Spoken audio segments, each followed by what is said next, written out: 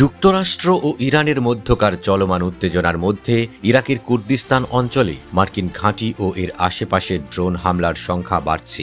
এতে মার্কিন সেনাদের নিরাপত্তা পরিস্থিতি আরও জটিল হয়ে উঠেছে। বৃহস্পতিবার ইরাকের উত্তরাঞ্চলের কুর্দিস্তান অঞ্চলে একটি কামিকাজে ড্রোন ভূপাতিত করা হয়। কুর্দিস্তানের এরবিল আন্তর্জাতিক বিমানবন্দরের কাছাকাছি আকাশে ধরা পড়ে বিস্ফোরক ভর্তি ড্রোনটি। এর আগের 10 দিনেও এ ধরনের একাধিক হামলা হয়েছে। কুর্দি সংবাদ মাধ্যম রুদাও জানায়, একটি গ্রামে ড্রোনটি ভূপাতিত হওয়ার মুহূর্তের সিসিটিভি ফুটেজ প্রকাশ করেছে তারা। খবরে বলা হয়, বৃহস্পতিবার রাতে কিরকুকে সন্দেহজনক ড্রোনের ধ্বংসাবশেষ পাওয়া গেছে।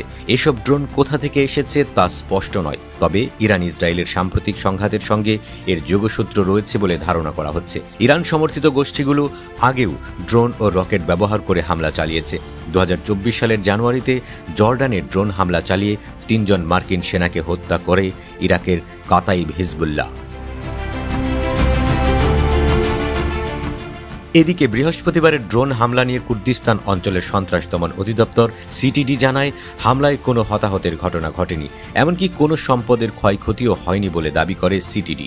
একই দিনে ইরাকের সুলাইমানিয়া প্রদেশে আরেকটি ড্রোন হামলা হয়। ইয়াজিদি শরণার্থী শিবিরেও হামলার খবর পাওয়া গেছে। বৃহস্পতিবারের হামলা নিয়ে একটি সূত্র বাগদাদ টুডেকে জানায়, এরবিলে অবস্থিত হারির ঘাঁটিতে শত শত মার্কিন সেনা অবস্থান করছে। তার কাছেই ড্রোনটি ভূপাতিত করা হয়। এরপরই আইন আল আসাদ ঘাঁটিতে জরুরি নিরাপত্তা ব্যবস্থা চালু হয়, যদিও হামলায় কোনো ক্ষয়ক্ষতি হয়নি বলে জানিয়েছে সংশ্লিষ্ট সূত্র।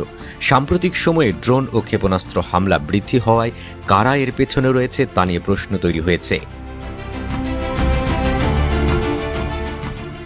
আইন আল আসাদ ঘাঁটি ইরাকে অবস্থিত যুক্তরাষ্ট্রের অন্যতম গুরুত্বপূর্ণ ঘাঁটি। 2020 সালে ইরান সমর্থিত সশস্ত্র গোষ্ঠীগুলোর রকেট হামলার পর এসব বহু ঘাঁটি থেকে সেনা প্রত্যাহার করে নেয় যুক্তরাষ্ট্র।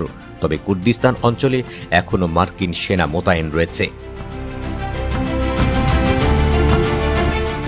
2020 সালের জানুয়ারিতে বাগদাদের ড্রোন হামলা চালিয়ে ইরানের প্রভাবশালী কমান্ডার কাসেম সোলাইমানিকে হত্যা করে যুক্তরাষ্ট্র। সেই সময় ইরান সমর্থিত শিয়া সশস্ত্র মিলিশিয়া গোষ্ঠী কাতাইব হিজবুল্লাহর নেতা আবু মাহাদি আল মুহান্দিসও নিহত হন। এর জবাবে আইন আল আসাদের মার্কিন ঘাঁটিতে ব্যালিস্টিক ক্ষেপণাস্ত্র হামলা চালায় ইরান। তখন ইরাকে মার্কিন ঘাঁটিতে হামলা চালায় ইরান সমর্থিত গোষ্ঠী কাতাইব হিজবুল্লাহ। বর্তমানেও মার্কিন সেনাদের লক্ষ্য করে তাদের হামলা অব্যাহত রয়েছে।